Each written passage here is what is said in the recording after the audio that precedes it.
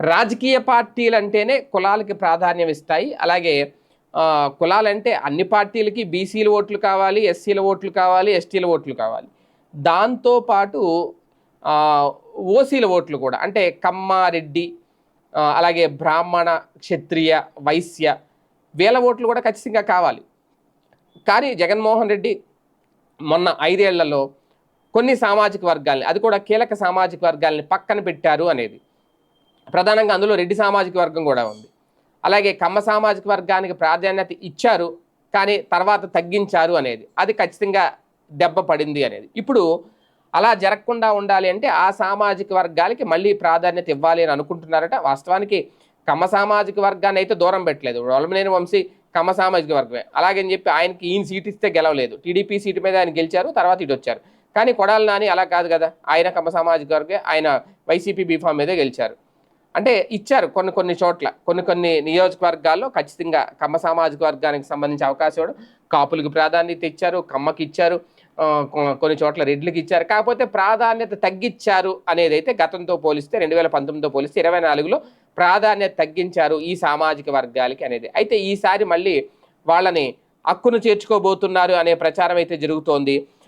అంటే ఒక కులం వారు ఒకే పార్టీలో ఉండాలని అయితే ఏమీ ఉండదు.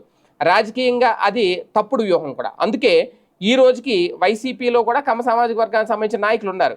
అయితే వారి మీద కేసులు పడడం అనేది ఒకటి ఉంది. దానికి వారి స్వయంకృత అపరాధం కూడా తోడయ్యింది అనేది కొంతమంది చెప్తున్నమాట. అదే సమయంలో తాము ఇబ్బందులు పడుతుంటే అధినాయకత్వం నుంచి భరోసా గట్టిగా లేదు అనే ఆవేదన వాళ్ళ నుంచి కూడా ఉందట. ఇలా అన్నీ కలిసి వైసీపీ అధినేత నోటి వెంట ఏకంగా సంచలన వ్యాఖ్యలే చేయించారు ఉంటారు అనేది.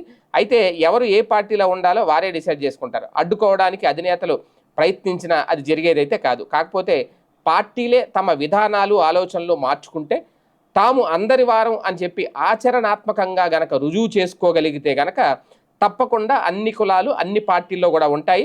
చేయాల్సింది, మారాల్సింది అధినేతల ధోరణులు, వైఖరులు అనేది కొంతమంది రాజకీయ పరిశీలకులు చెబుతున్నమాట.